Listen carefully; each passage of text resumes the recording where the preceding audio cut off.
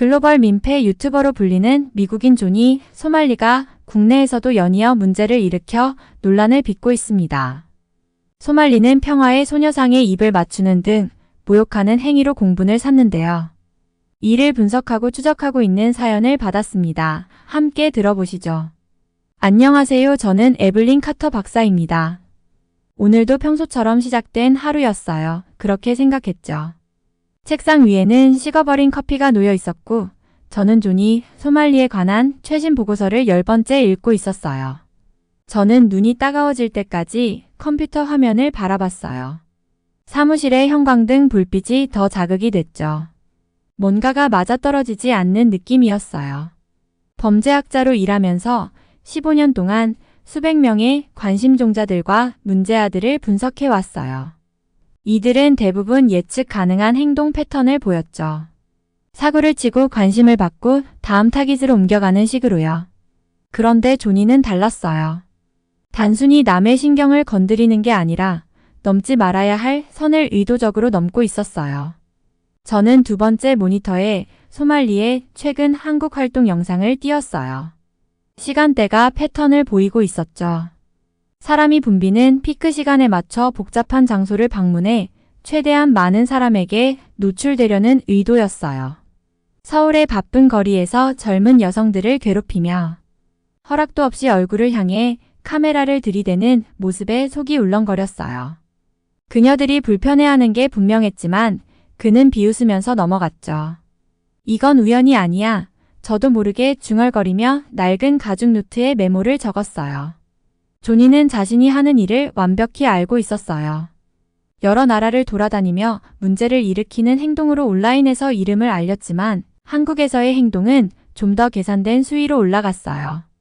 오늘따라 사무실이 평소보다 더 답답하게 느껴졌어요. 어쩌면 제가 보고 있는 영상들의 무게 때문일지도 모르겠어요.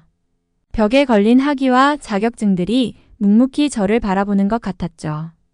이런 전문 지식을 가지고도 존이 같은 사람들로부터 사람들을 보호하지 못한다면 대체 무슨 의미가 있는 걸까 싶었어요. 저는 전화를 집어들고 연구 보조인 사라에게 전화를 걸었어요. 최신 영상 봤어? 사라가 받자마자 물었죠. 조니가 한국에서 한 짓 말이죠? SNS에서 난리가 났어요. 사라가 답했어요. 한국에서의 반응은 우리가 본 적 없는 수준이에요. 그게 내 주목을 끌었어. 저는 의자에 앉아 책상 쪽으로 몸을 더 가까이 했어요. 다른 나라에서는 사람들이 주로 조니를 무시하거나 조니가 원하는 반응을 주곤 했지. 그런데 한국에선 저는 말을 잇지 못하고 새로 올라온 영상을 바라봤어요. 한국 대중은 단순히 화가 난 게 아니었어요. 한국인들은 조직적으로 움직이고 있었어요. 조니가 위안부 기념비 앞에서 무례한 발언을 했을 때 반응은 즉각적이었죠. 몇 시간 만에 한국 시민들은 조니의 모든 무례한 행동을 문서화하고 위치 정보를 신중하게 공유하며 지역 당국과 협력하기 시작했어요. 저는 새 문서를 열고 관찰 내용을 기록하기 시작했어요. 평소보다 글이 빠르게 써졌어요. 이번 사건이 왜 다른지 잡아내고 싶었거든요. 단순히 문제를 일으키는 사람 하나가 저항에 부딪히는 게 아니었어요. 신성하게 여기는 가치와 역사를 지키려는 사회와 그걸 우습게 보는 사람 사이의 충돌이었죠. 그때 제 휴대폰이 또 울렸어요. 이번엔 서울에 있는 동료 김 박사님에게서 메시지가 왔네요. 현장 상황을 계속 업데이트 해주고 계셨어요. 이곳의 공동체 반응은 전례가 없어요. 이 사건을 더 깊이 연구해 볼 생각 있으신가요? 라는 내용이었어요. 저는 심장이 뛰는 걸 느끼며 답장을 썼어요. 당연히 관심이 있었죠. 이번 사건은 단순한 연구 주제 이상의 의미를 가지고 있었어요. 사회가 어떻게 단결하여 무례와 괴롭힘에 맞설 수 있는지를 이해할 기회였어요. 폭력이 아닌 연대와 목적을 통해 대응하는 힘을 알아볼 수 있는 기회였죠. 시계를 보니 벌써 점심시간이 지나 있었어요. 포장지 속에 쌓여있는 샌드위치가 손도 안 댄 채 그대로였지만 지금은 음식 생각이 들지 않았어요. 한국에서 큰일이 벌어지고 있었고 저는 그걸 이해해야 했어요. 범죄학자로서뿐 아니라 정의와 존중을 믿는 사람으로서요.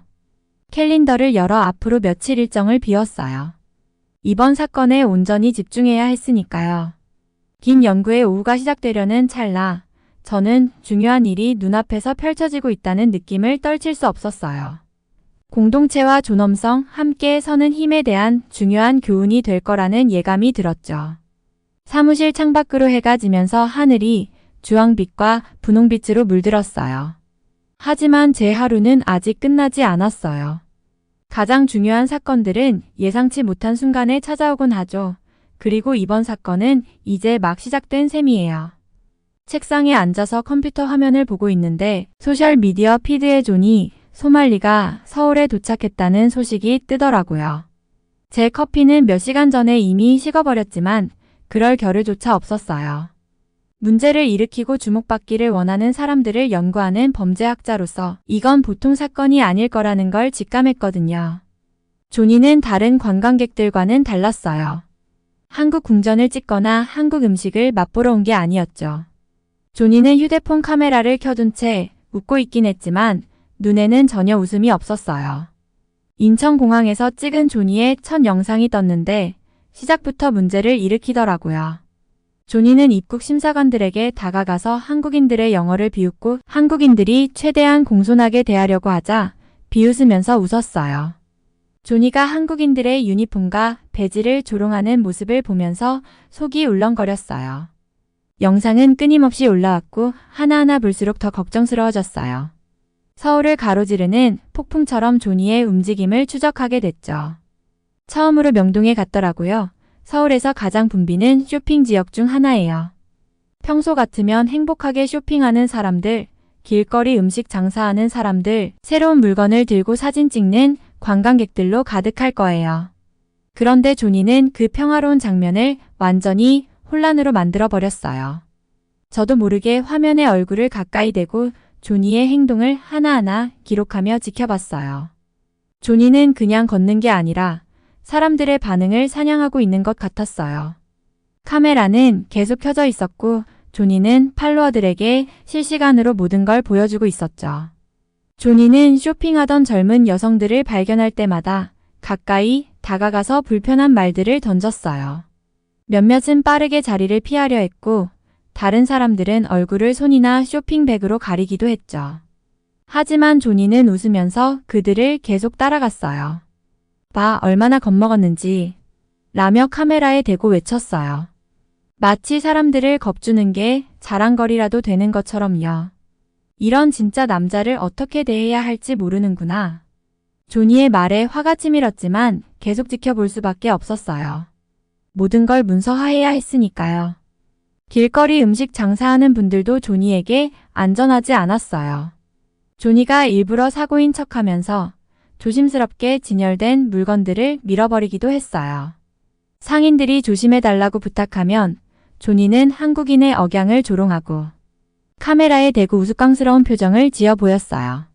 한 할머니가 과일 가판대를 지키려고 애쓰는데 조니는 그 주위를 춤추듯 돌아다니며 할머니의 걱정스러운 얼굴을 비웃었어요. 그런데 그 다음에 조니가 한 행동에 제 손이 떨리기 시작했어요. 저는 메모를 하며 자리에서 몸을 바로 세웠죠. 조니는 위안부 소녀상 앞에 도착했어요.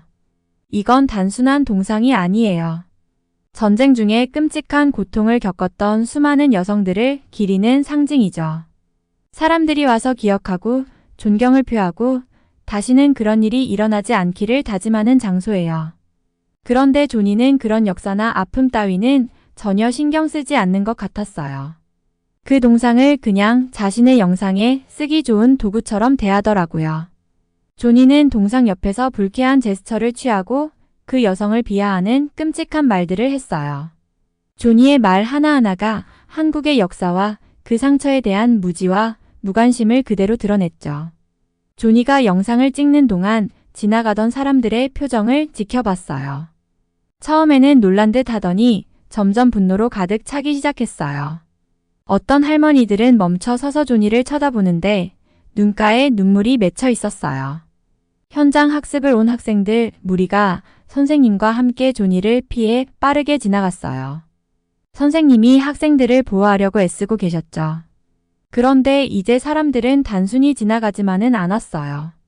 한국인들도 휴대폰을 꺼내서 조니의 행동을 찍고 조니의 위치를 온라인에 공유하기 시작했어요.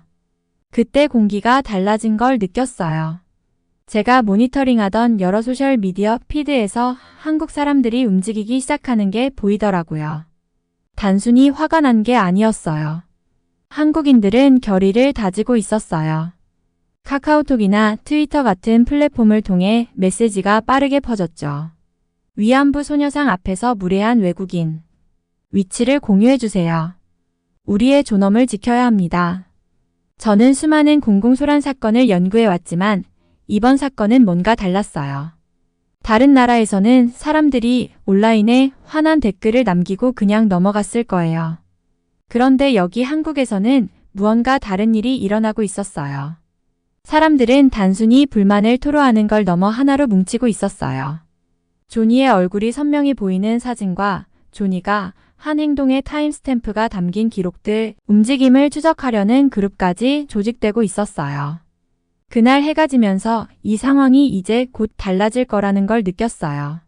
조니는 자신이 카메라와 온라인 팔로워들로 보호받는다고 생각했겠죠. 하지만 그는 심각한 실수를 저질렀어요. 조니는 개인이 아닌 존중과 역사, 공동체를 중시하는 문화를 모욕한 거예요. 사건 파일을 업데이트하면서 점점 더 긴장감이 고조되는 걸 느낄 수 있었어요. 진짜 충돌이 이제 막 시작되고 있었어요. 그리고 조니는 지금 어떤 일이 닥쳐올지 전혀 모르고 있었어요. 저는 컴퓨터 화면에 바짝 다가가서 한국인 동료인 박 형사에게서 또 다른 업데이트가 도착하는 걸 지켜봤어요. 한국 사람들은 소셜미디어와 메신저 앱을 통해 조니의 동선을 실시간으로 추적하고 있었죠. 정보가 퍼져나가는 속도는 정말 놀라웠어요. 조니가 어느 동네에 나타나기만 하면 몇 분 안에 조니가 있는 위치가 수십 명에게 전달됐어요. 카터 박사님, 이거 보셔야 해요. 박 형사가 메시지를 보내며 링크를 하나 보냈어요.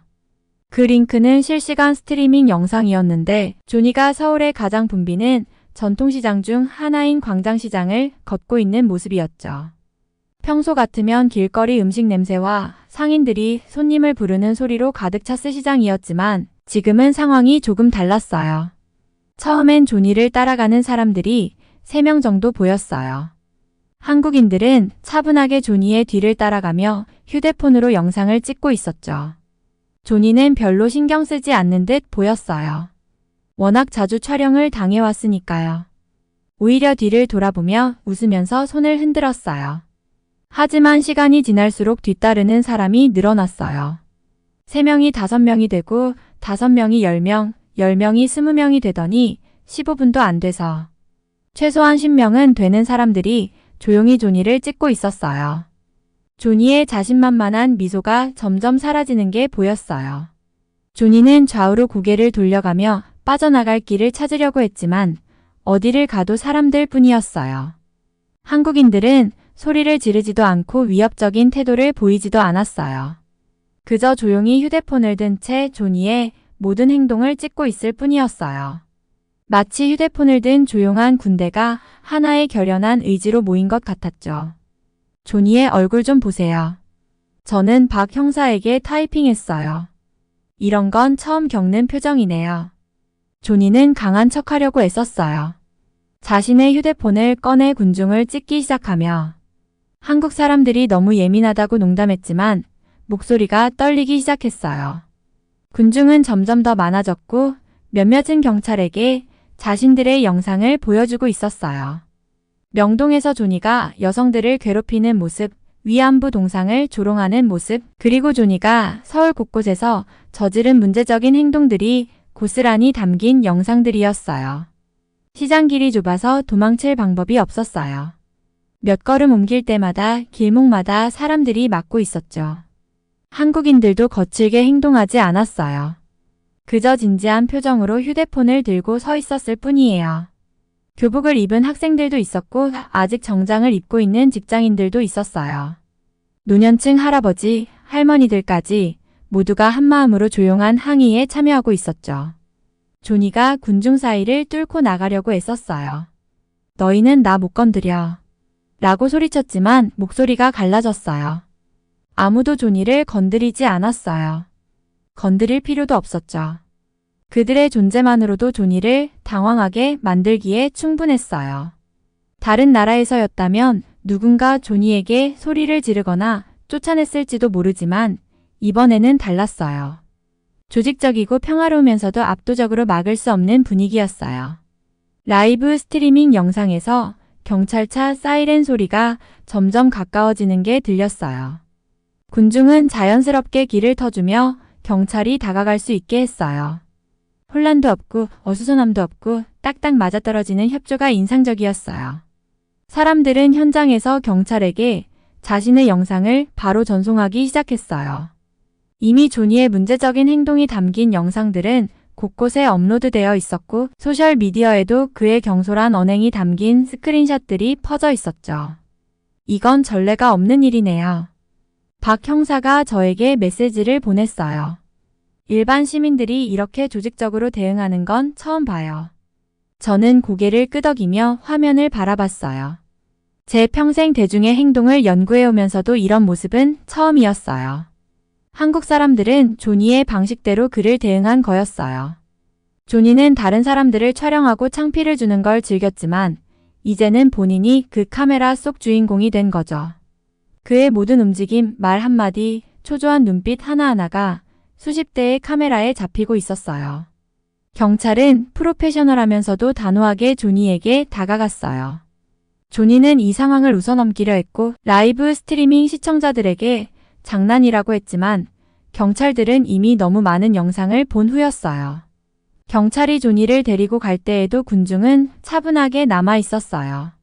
한국인들은 한 번의 폭력도 위협도 없이 자신의 목표를 이뤄냈어요. 저는 의자에 기대어 방금 목격한 장면을 곱씹었어요. 이건 단순한 군중의 반응이 아니었어요. 커뮤니티가 어떻게 하나로 결속해 대응할 수 있는지 보여주는 정말로 특별한 사례였어요. 한국 사람들은 분노나 폭력 대신 단합과 침착한 결심으로 자신들의 가치를 지켜냈어요. 한국인들은 법을 어기지 않으면서도 자신들의 공동체를 지키기 위해 결속한 거였죠. 보고서를 작성하기 위해 메모를 정리하면서 오늘 목격한 것이 단순히 문제를 일으킨 한 사람이 잡힌 사건이 아니라는 걸 느꼈어요. 이것은 그 이상의 의미였어요. 첨단 기술과 오랜 전통의 가치가 결합해 그들이 믿는 것을 지키고자 한 커뮤니티 전체의 힘이었어요. 제1에서 우리는 종종 정의와 그에 따른 결과에 대해 이야기하곤 하지만 오늘 저는 힘을 쓰지 않고도 정의가 실현되는 걸 봤어요. 사람들은 한국인의 집과 문화, 그리고 그들의 가치를 존중하지 않는 이를 단합된 힘으로 조용히 막아냈어요. 사무실에서 라이브 스트림을 보면서 점점 더 빠져들었어요. 조니의 상황은 시간이 갈수록 악화되고 있었죠. 조니는 군중 사이를 뚫고 나가려고 애썼지만 어디를 가도 사람들 뿐이었어요. 한국인들은 화가 나 있거나 폭력적이지 않았어요. 그냥 거기 서서 핸드폰을 들고 조니의 모든 행동을 녹화하고 있을 뿐이었어요. 마치 관객이 공연의 일부가 되어버린 연극을 보는 것 같았어요. 비켜요. 조니가 소리쳤지만 조니의 목소리가 약간 떨리고 있었어요. 조니는 이런 반응에는 익숙하지 않은 것 같았어요. 보통 다른 나라에서 문제를 일으키면 사람들은 조니를 무시하거나 화를 내고 쫓아내기 일쑤였거든요. 하지만 한국 시민들은 달랐어요. 차분하고 조직적이었고 뭔가 단호한 태도를 보였어요. 저는 컴퓨터 화면에 가까이 다가가서 그 장면을 보며 메모를 했어요. 군중은 이제 한 10명 정도로 늘어났고 완벽한 언을 이루며 조니를 둘러싸고 있었어요. 물리적으로 위협받지 않도록 적당한 거리를 두고 말이죠. 일부는 라이브 스트림을 하고 다른 사람들은 사진을 찍거나 조용히 경찰과 통화하고 있었어요. 온라인에 공유되는 다양한 각도의 화면을 통해 조니의 얼굴에 땀이 흐르는 게 보였어요. 그의 평소 자신만만한 미소는 사라졌고 계속 주변을 둘러보며 탈출구를 찾는 듯 했지만 그런 길은 없었어요. 좁은 시장 골목은 그의 위안부 소녀상에 대한 무례한 행동과 명동에서 여성들을 괴롭힌 일 때문에 그에 대한 소문을 듣고 모인 사람들로 가득했죠. 이렇게 하면 안 돼요. 조니는 강한 척하려 했지만 조니의 손이 떨리는 게 눈에 띄었어요. 나도 권리가 있어요. 이건 괴롭힘이에요. 조니의 말에 아이러니가 참 웃기더라고요. 늘 남들을 괴롭히면서 살아온 사람이 갑자기 자기가 괴롭힘을 당하고 있다고 주장하는 거였으니까요. 하지만 한국 사람들은 조니를 괴롭히고 있는 게 아니었어요. 그저 경찰이 올 때까지 조니가 도망가지 못하게 막고 있을 뿐이었죠. 라이브 스트림을 통해 멀리서 사이렌 소리가 들리기 시작했어요. 조니도 그 소리를 들었는지 그의 얼굴에 진짜 두려움이 스치는 게 보였어요. 이건 그가 계획했던 일이 아니었어요. 다른 나라에서는 항상 진짜 처벌을 받기 전에 어떻게든 빠져나가곤 했지만 한국은 달랐어요. 경찰차 2대가 근처에 도착하더니 경찰 4명이 군중 사이를 뚫고 다가왔어요. 한국인들은 시민들처럼 프로페셔널하고 차분했어요. 한 경찰관은 조니에게 다가가고 나머지 3명은 군중과 이야기하며 그의 행동에 대한 증언을 받고 영상들을 확인하고 있었어요. 너희들 영상 보여줘요. 조니는 자신의 온라인 팔로워들에게 소리쳤어요. 내가 아무 잘못도 하지 않았다는 걸 말해줘요. 하지만 조니가 말할 때 이미 수십 명의 한국 시민들이 경찰에게 영상을 보여주고 있었어요. 조니가 위안부 소녀상을 조롱하고 길거리에서 여성들을 괴롭히고 가게와 식당에서 소란을 피우는 모습들이 담긴 영상들이었죠. 증거는 너무나 확실했어요. 경찰관 한 명이 수갑을 꺼내고 다른 경찰관은 조니에게 한국어와 영어로 조니의 권리를 설명했어요. 조니의 얼굴이 창백해졌어요. 이번에는 정말이었죠. 이번에는 도망칠 수 없을 거예요. 경찰이 조니를 차로 이끌고 갈 때 군중은 조용히 길을 내줬어요. 환호도 축하도 분노의 외침도 없었어요. 그저 자신의 가치와 사람들을 지키기 위해 함께 힘을 모은 공동체의 조용한 만족감만 있었죠. 제가 연구자로서 이 장면을 보면서 이 순간이 단순히 한 문제아가 체포되는 것 이상의 의미가 있다는 걸 느꼈어요. 어떻게 한 사회가 무례함과 괴롭힘에 대응하면서도 자기 존엄성을 잃지 않을 수 있는지를 보여준 사례였어요. 한국 사람들은 불에 불로 맞서지 않았어요. 조니의 혼란에 맞서 그들 역시 혼란을 일으키지 않았죠. 대신 놀라운 단결력과 인내심을 보여줬어요. 저는 나중에 분석하려고 다양한 라이브 스트림 영상을 저장했어요. 수년간 대중의 행동과 도발자에 대한 반응을 연구해왔지만 이런 장면은 처음이었어요. 한국 시민들은 조니의 전술을 조니에게 그대로 되돌려줬어요. 그는 촬영하고 다른 사람들을 드러내는 걸 즐겼지만 이제는 그 자신이 드러나게 된 거예요. 주목받기를 원했지만 조니가 원했던 방식은 아니었죠. 경찰차가 멀어지자 군중은 하나둘 흩어지기 시작했어요. 사람들은 다시 쇼핑하고 저녁 약속을 지키러 가고 각자의 일상으로 돌아갔어요. 하지만 뭔가 달라졌어요. 한국인들은 함께 뭉치면 가장 집요한 문제아조차 이길 수 있다는 걸 보여줬어요. 그건 강렬한 교훈이었고 저는 이 생각을 오랫동안 곱씹게 될 것 같아요. 그날 저녁 메모를 정리하다가 조니가 심각한 법적 처벌을 받을 거라는 소식을 들었어요. 한국 법은 괴롭힘과 역사적 기념물에 대한 무례에 대해 명확한 규정을 두고 있었거든요. 이제 그가 한국을 자기 마음대로 놀이터 삼아 나쁜 행동을 일삼던 날들은 끝이 난 거예요. 더 중요한 건 조니가 제가 이제 막 이해하기 시작한 걸 깨달았다는 거예요. 진정한 힘은 혼란을 일으키는 데 있는 게 아니라 그 혼란에 맞서 단결하는 공동체의 힘에 있다는 걸요. 그날 밤 저는 잠을 잘 수가 없었어요. 눈을 감기만 하면 함께 서 있는 한국 시민들의 모습이 떠올랐어요. 조용하지만 강인한 그들의 얼굴이요. 집에서 책상 앞에 앉아 컴퓨터 화면으로 영상을 반복해서 재생했어요. 보면 볼수록 처음엔 놓쳤던 작은 디테일들이 눈에 들어왔어요. 한 영상에서는 한 할머니가 군중 끝자락에 서서 핸드폰을 고정한 채로 촬영하고 계셨어요. 얼굴에 환한 기색은 없었고 오직 결의만이 보였죠. 그 옆에는 정장을 입은 젊은 직장인이 퇴근길에 잠시 멈춰 서 있었어요. 중요한 순간에 함께하기로 선택한 거였죠. 서로 모르는 사이였겠지만 가족처럼 함께 서 있었어요. 대단하네. 저도 모르게 혼잣말을 하며 연구 일지에 메모를 적었어요. 군중 행동을 연구한 지 15년이 넘었지만 이런 모습은 처음이었거든요. 보통 군중이 모이면 소리치고 밀치고 혼란스러운 상황이 벌어지기 마련인데 여기선 그렇지 않았어요. 이 사람들은 마치 부드럽게 흐르는 파도처럼 함께 움직였어요. 흐르듯이 목적이 뚜렷하면서도 멈출 수 없을 것 같은 느낌이었죠. 저는 핸드폰을 들어 서울에 있는 제 동료 박 박사님께 전화를 걸었어요. 보스턴은 늦은 밤이었지만 한국은 아침일 테니까요. 박 박사님이 전화를 받자마자 제가 말했어요. 사라, 방금 본 걸 이해하는데 당신 도움이 필요해요. 박 박사님 목소리가 따뜻하게 들렸어요. 에블린, 당신이 본 건 우리가 정의라고 부르는 거예요. 그냥 잘못을 처벌하는 게 아니라 우리 모두에게 중요한 걸 지키는 의미죠. 저는 노트를 꺼내 적기 시작했어요. 더 말해줘요 라고 재촉했죠. 그 후로 1시간 동안 박 박사님은 한국 역사에 대해 이야기를 해주셨어요. 사람들이 어려운 시기에 함께 서는 법을 어떻게 배웠는지, 젊은 세대가 단순히 재미로만 소셜미디어를 사용하는 게 아니라 공동체를 보호하고 지키기 위해 조직화하는 방법을 얘기해 주셨어요.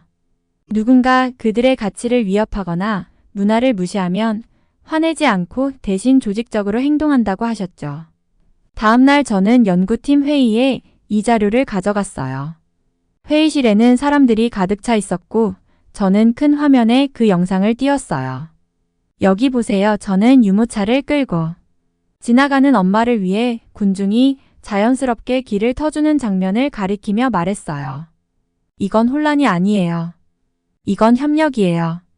이들은 단순한 군중이 아니라 행동하는 공동체예요. 제 동료들은 흥미로워하며 몸을 앞으로 기울였어요. 한 사람이 물었죠. 근데 어떻게 이렇게 침착할 수 있죠? 저는 박 박사님이 해주신 말이 떠올라 웃었어요. 이 사람들은 분노가 아니라 공유된 가치를 기반으로 행동하고 있어요. 마치 누군가 당신 가족집에 들어와서 온갖 모욕을 퍼부었다고 상상해 보세요. 소리 지르거나 싸울 필요가 없죠. 그냥 함께 서서 문을 가리키면 돼요. 그 후 며칠 동안 저는 연구를 더 깊이 파고들었어요. 전 세계 유사한 사례들을 조사했지만 한국에서 본 것과 딱 맞아떨어지는 건 없었어요. 대부분의 곳에서는 문제를 일으키는 사람들에게 흩어진 저항이 나타나요.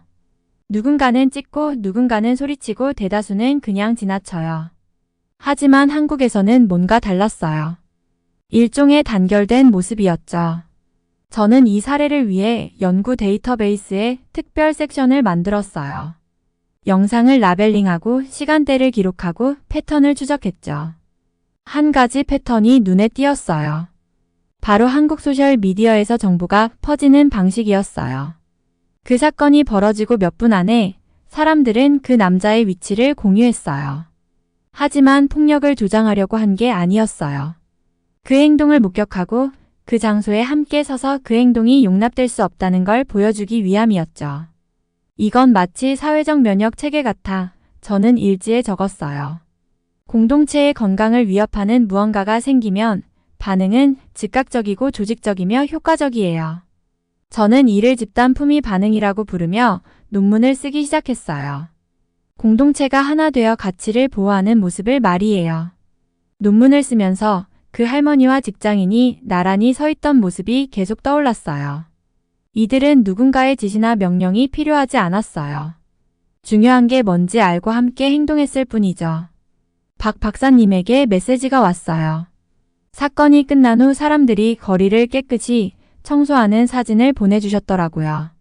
그들은 불미스러운 일에 대응하면서도 자신들의 공동체에 대한 존중을 보여주고 있었어요. 이건 단순히 한 사람의 문제를 넘어선 거야. 저는 깨달았어요. 이건 자기 가치를 아는 사회의 모습이에요. 이들은 무언가를 증명할 필요가 없어요. 그저 함께 서서 여긴 안 돼. 우리 집에서는 안 돼. 라고 말할 뿐이에요. 그날 저녁 저는 사무실 창문 너머로 제가 사는 도시를 바라봤어요. 우리가 한국에서 본 것으로부터 무엇을 배울 수 있을지 궁금했어요. 아마 긍정적인 변화를 만드는 힘은 가장 크고 화내는 사람에게서 오는 게 아닐지도 몰라요. 어쩌면 우리가 믿는 것을 위해 함께 차분하고 단단하게 서는 데서 오는 걸지도요. 조니가 벌을 받은 지 3주쯤 지나서 저는 서울로 가는 비행기에 올랐어요. 창밖으로 구름을 바라보며 집에서 제 사무실에서 봤던 일들이 자꾸 생각났어요. 한국 사람들이 무례함에 맞서 하나로 뭉친 모습은 제가 인간 행동을 연구해온 경력 내내 본 적이 없는 장면이었거든요. 인천국제공항에 도착해서 깊게 들이마신 가을 공기는 상쾌했어요. 노란색과 붉은색 낙엽이 바람에 춤추듯 흩날리는 걸 보며 도시를 걸었죠. 서울은 옛것과 새것이 공존하는 곳이었어요. 고대사원 옆엔 현대식 고층 빌딩이 있고 전통시장 바로 옆에는 화려한 쇼핑몰이 자리 잡고 있었죠. 하지만 제 시선을 가장 사로잡은 건 사람들이 마치 연습된 춤을 추듯 함께 움직이는 모습이었어요. 지하철에선 어르신들에게 자리를 양보하고 횡단보도에선 모두가 신호가 바뀔 때까지 차분히 기다렸어요. 말없이도 서로를 배려하는 일상의 리듬, 타인에 대한 깊은 존중이 묻어났어요. 서울에 있는 동안 여러 곳을 방문했지만 가장 중요한 장소는 위안부 기념비였어요. 청동으로 만들어진 어린 소녀상이 앉아있는 모습을 바라보면서 마음이 무거워졌어요. 그녀 옆에 빈 의자는 방문자들이 앉아 조용히 되돌아볼 수 있게 했죠. 소녀의 발밑엔 작은 돌과 꽃들이 놓여 있었는데 사람들이 자주 찾아와 그분들을 기억하고 기리는 흔적이었어요. 이건 그냥 조각상이 아니었어요. 고통의 이야기였지만 동시에 강인함의 이야기이기도 했죠. 소녀의 평온한 얼굴은 고통 속에서도 존엄을 보여주고 있었고 꽉 쥔 주먹은 굳건한 의지를 나타냈어요. 그녀의 뒤로 들이운 그림자는 비슷한 아픔을 겪은 모든 여성들의 영혼을 담고 있는 것 같았어요. 저는 조니가 여기서 웃고 이 신성한 장소를 영상 속 장난감으로 삼았던 걸 떠올렸어요. 왜 그의 행동이 그토록 강한 반발을 불러일으켰는지 이제야 이해가 됐어요. 저는 소녀상 옆에 빈 의자에 앉았어요. 그때 한 한국 할머니가 다가오시더니 작은 노란 꽃 한 송이를 소녀 발밑에 놓으셨어요. 그분은 제가 지켜보는 걸 알아채고는 부드럽게 미소 지으셨어요. 우리가 같은 언어를 쓰지 않아도 묘한 공감이 흐르는 순간이었죠. 그 할머니는 자신의 가슴을 가리키고는 다시 소녀상을 가리키셨고 저는 고개를 끄덕였어요. 어떤 감정은 번역이 필요 없더라고요. 한국에 머무는 동안 많은 사람들과 이야기를 나눴어요. 학생들, 선생님들, 가게 주인들, 그리고 저 같은 연구자들까지. 누구에게나 조니가 대면했던 날에 대한 이야기가 있었어요. 그런데 한국인들이 이 사건을 복수나 처벌로 여기는 게 아니라 공동체의 가치를 지키기 위한 당연한 반응으로 설명하는 게 인상 깊었어요. 한 젊은 학생이 통역을 통해 이렇게 말했어요. 우리는 할 수밖에 없었어요. 우리 자신을 위해서가 아니라 우리 할머니와 어머니 그리고 미래의 딸들을 위해서요. 매일 밤 호텔 방에서 그날 배운 것들을 꼼꼼히 기록했어요. 이건 단순히 문제아 한 명이 일으킨 사건 이상의 의미가 있었어요. 한 사회가 어떻게 함께 뭉쳐 자기 존엄을 지킬 수 있는지에 관한 이야기였거든요. 한국 사람들은 올바른 일을 위해 나서는 게 폭력이나 혼란을 의미할 필요는 없다는 걸 보여줬어요. 그들의 대응은 차분하면서도 조직적이고 효과적이었죠. 한국을 떠나기 전 작은 전통 찻집을 찾았어요. 나이 지긋한 주인분이 약간의 영어로 대화를 나누며 예쁜 도자기 잔에 차를 내어주셨어요. 한국에서는 그분이 찬물을 조심스레 따르며 말씀하셨어요. 사람은 섬이 아니라고 믿습니다. 우리는 함께 일어서거나 함께 무너집니다. 그분은 차를 내리는 손길을 가리키며 설명하셨어요. 보세요. 각 단계가 다음 단계와 연결되죠? 우리 사회도 그래요. 각자가 역할이 있고 서로에게 책임이 있죠. 그 말이 돌아가는 비행기에서도 계속 마음에 남았어요. 인간 행동을 연구하는 사람으로서 저는 공동체가 어떻게 작동하는지 잘 안다고 생각했어요.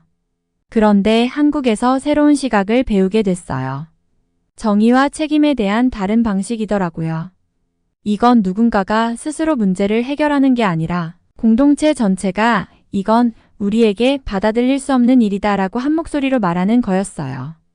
사무실로 돌아와 위안부 소녀상 사진들을 바라보며 저는 변한 기분이 들었어요.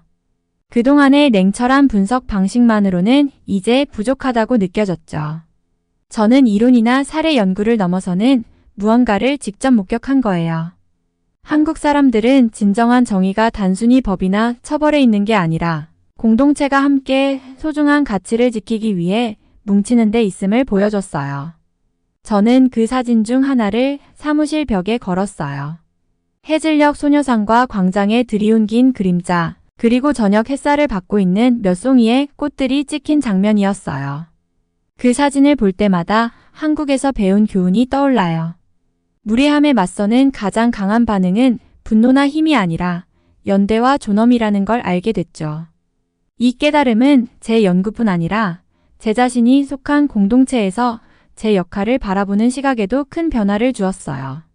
그 경험은 저에게 진정한 강인함이 개인의 행동이 아닌 옳은 일을 위해 함께 서는 사람들 속에 있다는 걸 가르쳐줬어요. 한국에서 배운 이 색다른 힘, 자신들이 누구인지, 무엇을 지키고자 하는지 아는 공동체의 조용하고 굳건한 힘이었죠. 이 교훈은 제 남은 경력 내내 저와 함께 할 것이고 정의와 공동체가 손을 맞잡을 때의 힘을 이해하고자 하는 사람들에게도 꼭 전하고 싶은 이야기예요. 재미있으셨나요? 또 다음 사연으로 뵙겠습니다. 구독과 좋아요 부탁드립니다. 감사합니다.